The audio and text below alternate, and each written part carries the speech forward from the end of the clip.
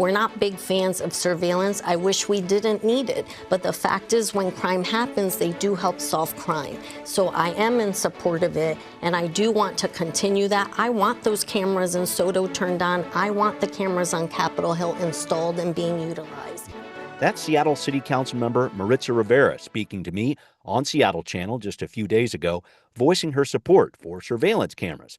But she also heard some loud voices this week from a group called Community Not Cameras, saying that this technology can be very dangerous, especially when it comes to protecting one's identity.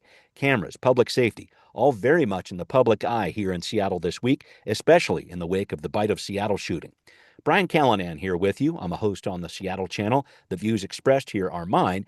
And I'm going to try something a little bit different here on Seattle News, Views and Brews, your coffee break political podcast.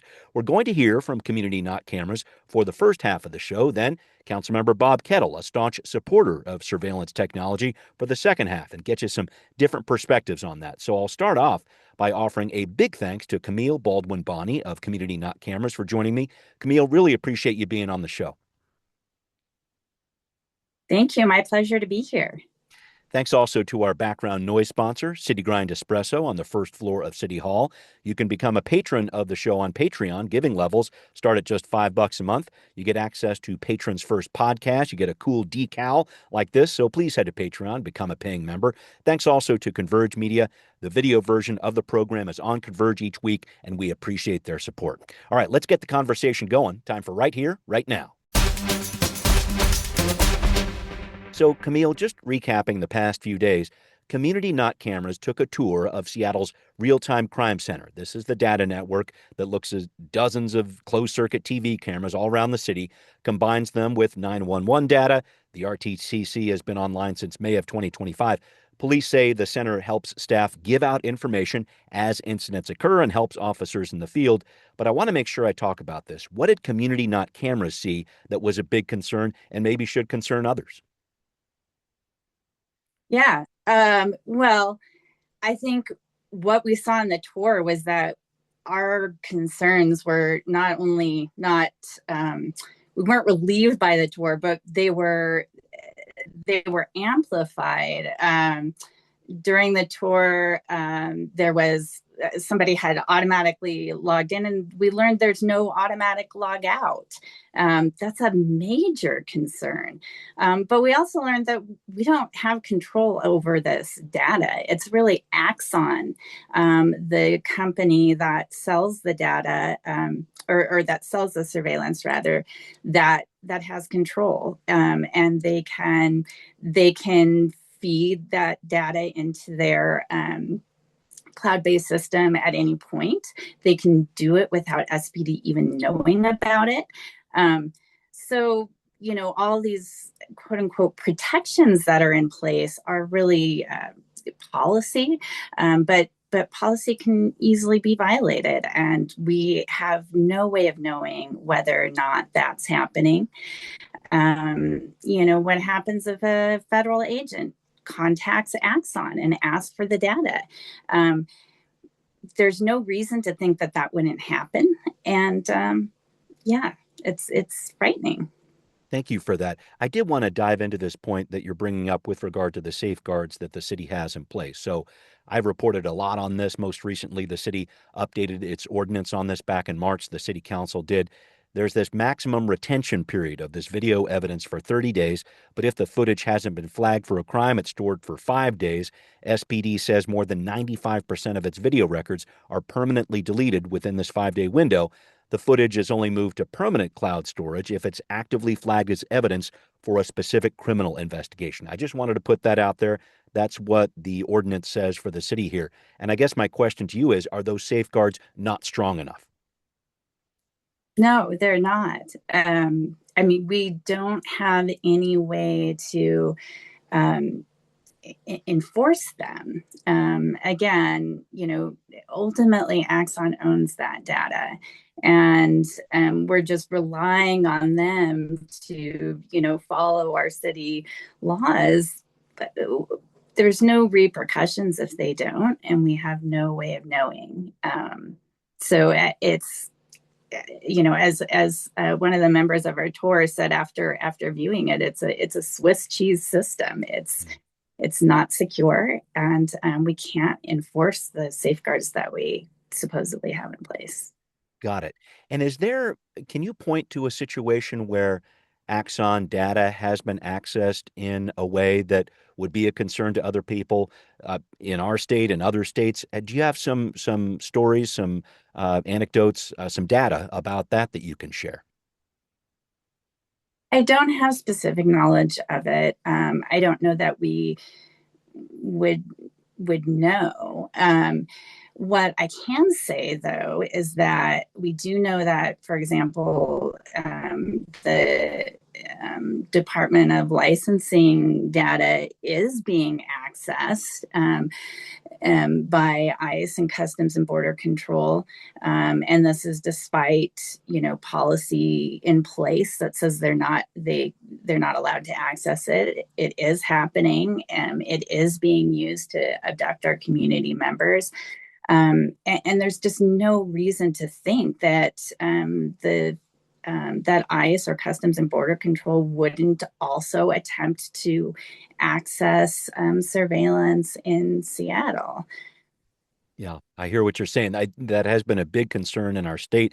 And I know that if the feds want to subpoena video information from the city of Seattle, I mean, it's going to happen. They're going to be able to get that information. That is definitely a concern that I've heard from the city council on this issue. But I did want to make sure I brought up this piece with you if I could.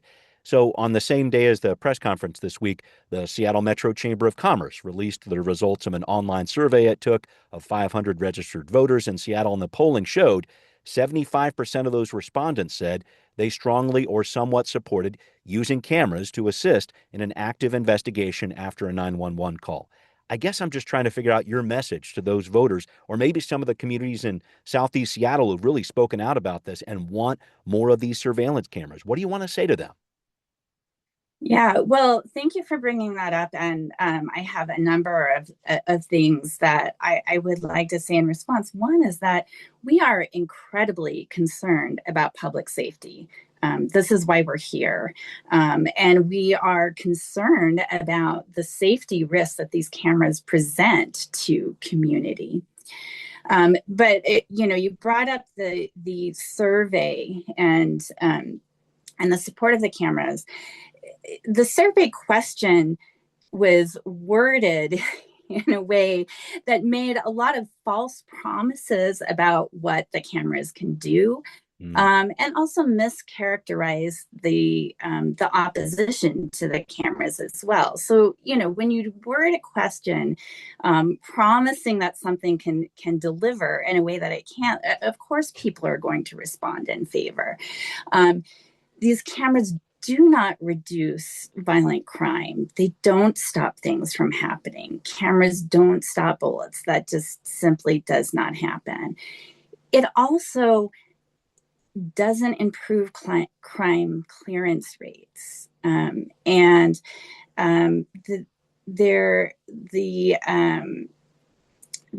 a 40-year study that SPD used in its justification of pursuit of the system. That study doesn't back up use of the surveillance cameras. Over 40 years, it says in studying these surveillance cameras, says didn't show an investigatory benefit. And the research on real-time crime centers is even thinner, but the report that that SPD relied on in its surveillance impact report showed a very small 5% increase in clearance rates. However, there's some study out of Milwaukee that showed no difference whatsoever. Atlanta, Georgia, which has a massive surveillance system and real-time crime center, also run by Axon, that has not, despite that massive surveillance, has not shown an increase in crime clearance rates. So what I would say to those community members is we are very concerned about violence in our communities. And this is exactly why we are asking City Council to redirect funds from surveillance towards community violence prevention, because we do need to prevent violence in our community. And we want the City Council to direct funds to the things that actually accomplish that goal. Thank you for bringing that up. I know that the City Council has been talking about this over the past week as well. Council President Joy Hollingsworth redirecting about $250,000, money that was set aside for some of this surveillance camera work and installing these surveillance cameras, and putting it towards community violence interrupters. If you'd like to learn more about that, folks, make sure you check out the show on Seattle Channel, City Inside Out Council Edition. A good discussion about that. But Camille, I need to start wrapping up with you if I could. I really appreciate the conversation here. So just looking forward here, the mayor has asked for an audit of Seattle's surveillance camera system to be conducted by New York University. You know about this. They're going to be looking at some privacy, some of these civil rights issues you're talking about. There's also an evaluation going on from Seattle's Office of the Inspector General. This involves a University of Pennsylvania group that's focused on evaluating crimes, how cameras are affecting outcomes of investigations. I guess my big question is, will you be satisfied once those reports come in that the city has studied the concerns you're bringing up sufficiently? I'm just trying to talk about that and what's ahead for Community Not Cameras. I get the feeling you're not going away. We sure aren't. We'll be looking at what those results are of those studies closely. We're very interested to find out as well. I think we have some concerns that they're really going to adequately address the concerns that we have. We have some concerns about how well they know the Washington state laws. And particularly the Keep Washington Working Act and the SHIELD law. So we will be looking at that. I think we also have concerns about whether or not they're really evaluating on the terms that the cameras were presented, or the surveillance were presented. The surveillance impact report said that these interventions were to reduce violent crime. The evidence is overwhelming that they don't do that. And so I think that these studies really need to address that and look at, are they reducing violent crime? I mean, there's no reason to think they would. We have decades worth of research to say it doesn't do that. But we also think it's really important, if you're going to study the results, we need to know that they are doing what they said they are going to do, in addition to the other safety risks that we and concerns that we have about the cameras. All right. I really appreciate this full discussion here. Again, Camille Baldwin-Bonney of Community Not Cameras, I really appreciate you being with me. Thank you. Thank you very much for having me. Thank you. And coming up next, it's Councilmember Bob Kettle of the Seattle City Council, very much a supporter of these cameras and this type of technology. We're going to hear what he has to say coming up next. Well, Seattle News Views and Brews continues its spotlight on surveillance with a new guest. Let me bring him in here, Councilmember Bob Kettle from the Seattle City Council. Councilmember Kettle, thank you for working this time into your schedule. I really appreciate it. Well, thank you, Brian. I really appreciate the opportunity to come back on Seattle News Views and Brews. It's great. Got it. All right. There's a lot more ahead here. I want to get your reaction to what Community Not Cameras has been saying about surveillance cameras in Seattle this week. Here's a clip from their press conference on Monday. The SPD ALPR cameras are currently turned off, and they need to remain that way. Their use amounts to continuous, warrantless searches that violate civil liberties and endanger people. This technology has not been proven to improve public safety. Instead, it is causing very real harm daily. So that's Kathleen Carson talking about the SPD's automated license plate readers, ALPR there, and her concerns. And I know, Councilmember Kettle, you've heard these types of concerns before, but I want to break this down with you. In the first half of the show, I brought up some of the guardrails that you helped put in place for the city back in March of this year, the ordinance which limits the retention time for this video, along with some other safeguards. But these critics I'm hearing from are saying that the safeguards are not enough. We don't know what software companies like Axon are doing with this data when it's recorded. I want to make sure that you respond to that. Brian, there's a lot of discussion, and unfortunately, it's not usually grounded with some of the facts. And so, for example, somebody can say what they said, but I know, working with PD, Seattle Police Department on issues, the value of ALPR, which is currently on hold because of the state law changes, but also with CCTV, we saw it again and again and again in different instances where it really made a difference in terms of identifying who was, committing the crime and so forth. But here's the thing too, is like when you hear the press conference and people make different points, these points are not necessarily correct. So for example, the CCTV cameras, the images stay on the camera, and they're for 5 days and they're overwritten. And then it's only when there's a queuing, like from a 911 call, will then the real-time crime center go out to that camera and pull it off. And then it's being pulled off as part of a crime, part of a situation, which Right. then, like every other piece of evidence, will go into the evidence system, if you will. Mm-hmm. And so this idea that Axon is having those, that image that's just sitting on there for 5 days is not right. And so, that's the challenge that we have right now. And when you combine that fact regarding CCTV and the fact that ALPR is currently down because of basically we have to get in sync with the state law. Yeah. Really, there's not a lot going to Axon at the moment. Yeah. Yeah. It's important to point that out. And I know I've brought it up with you before. Like, let's say there's a subpoena or something like that. Like the feds come in and say, hey, we want to see that data. That doesn't go to Axon. That goes through the city, right? Can you help clear up that piece? Because I think a lot of people see Axon as this, clearinghouse of data and video and things like that. But that really is the property of the city. Can you help me clear up that point? Yes. And this one of the things, and by the way, I said this last week. I met with the NYU Law Policing Project, which is doing the audit on behalf of Mayor Wilson.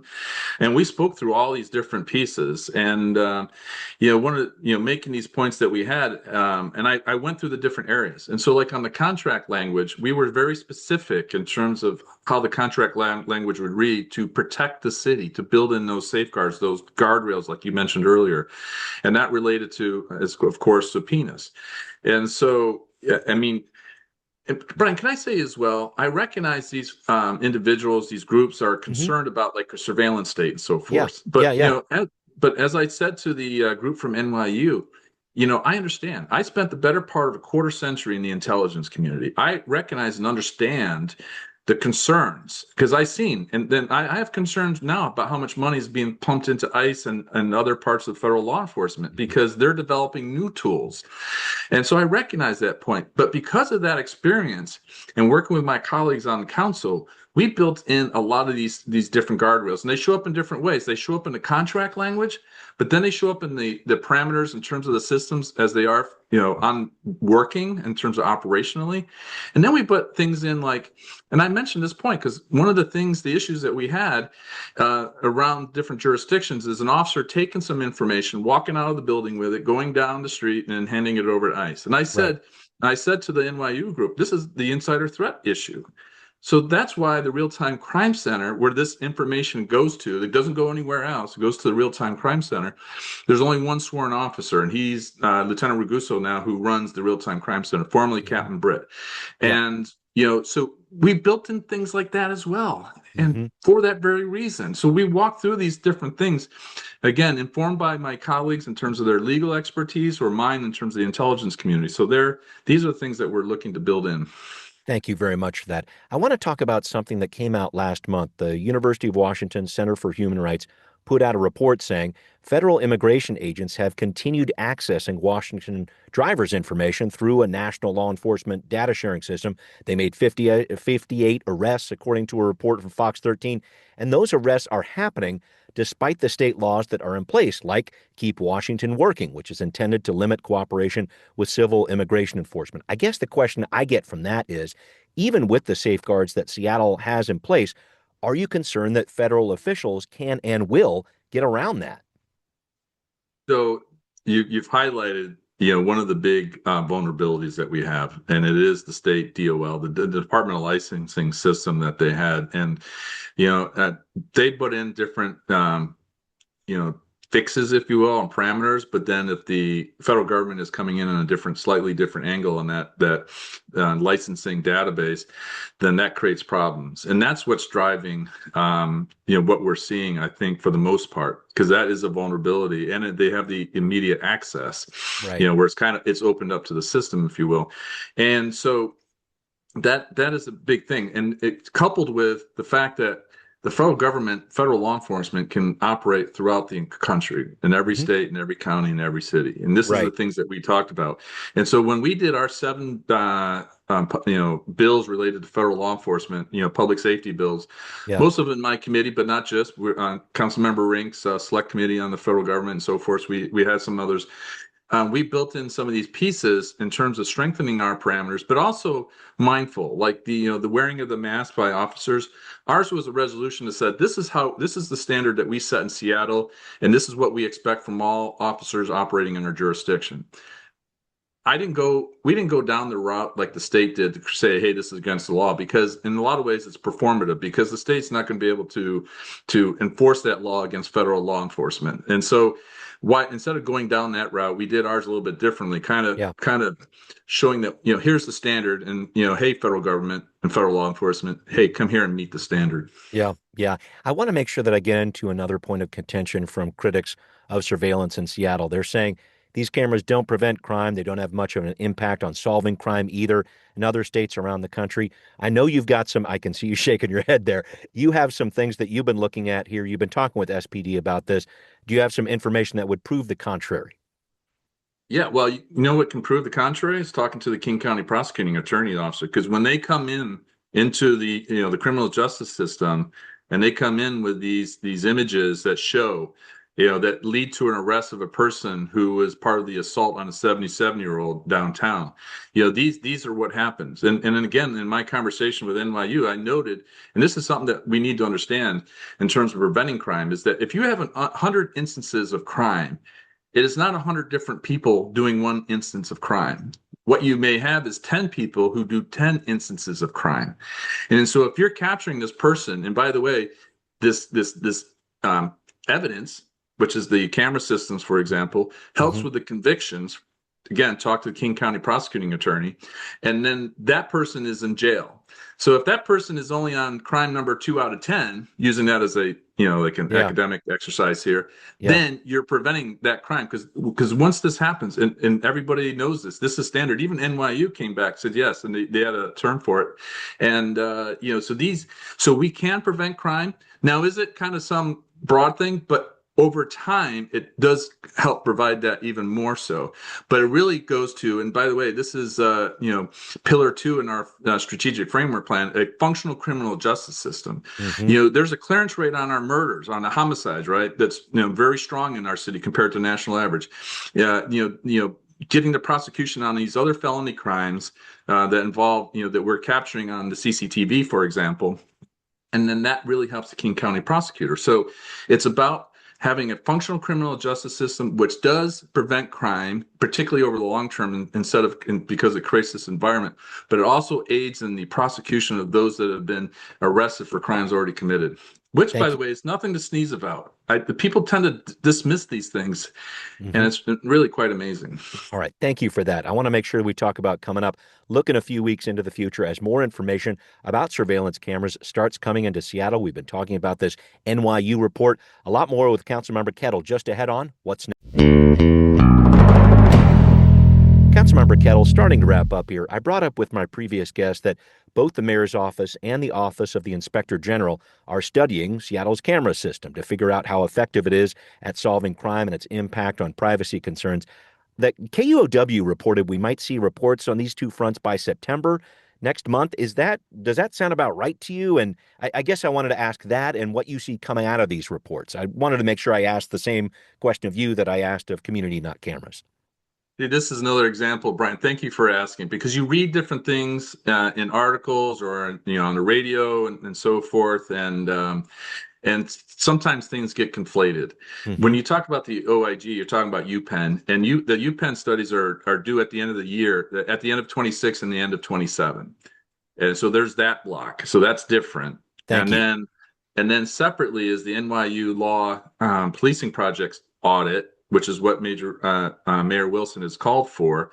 And my hope was for September, but my understanding is it's going to be sometime in October. I see. Okay. All right. That could stretch a little bit. I guess just looking at that, maybe some expectations about what you're going to see out of those reports. I know that's sometimes dangerous with some of these academic exercises, but I did want to talk about that, and I guess where you see this program going by the end of the year. Well, again, we've taken the lessons learned. We've taken the experiences to build in the various parameters, the protocols, the contract language, all these different pieces. And I've argued and I've said that I believe that we have the best system in the state. By the way, another thing that show up in the news, we don't have the flock ALPR system, right, which was very vulnerable. We did not have that. Again, we did things differently. And because of that attention to detail and building in those safeguards to balance out what we're trying to do on public safety with rights of privacy and civil liberties. I understand that. And that's why we built in these pieces. And so we have the best in the state, no doubt. I would argue that we probably have one of the better systems in terms of that balance between public safety plus privacy and civil liberties in the country. And so I look forward to the NYU report, which is apparently coming in October. And I think, and again, I spoke with him for an hour last week, walking through the different things, why we're doing what we're doing. Like, for example, we do not have facial recognition on our CCTV cameras. That was a purposely made decision. And so it was important as the person who's quarterbacked these bills to speak to the audit, the authors of the audit and say, hey, we did this purposely, not to have facial recognition. That's important. To have things just sitting on the camera, not looking to expand it. And to have everything go to the real-time crime center. That point about insider threat, that was done. And it was done purposely. And that was the things that, that I said in my interview with the NYU team. Mm-hmm. Because it's important to understand the rationale behind the decisions related to our I call tech program, which includes the Crime Center CCTV and the automatic license plate reader system. Got it. I want to make sure I want to make sure that I'm looking closely at equal time for both sides here. So I do need to wrap up with you, and maybe I can switch gears ever so slightly, Councilmember Kettle. Is there anything else coming down the pike as leader of the Public Safety Committee on the council that people should be looking out for here? I know it's a bit of an unsettled time for public safety, especially after the Bite of Seattle shooting. I just wanted to ask you while I had you. Well, 3 areas. One is we're looking at RVs, which is an issue because, as I say always, if you have 5 RVs, one's going to start dealing drugs, and once you have a drug market, you have a stolen goods market, and so forth. And that's a challenge that we have.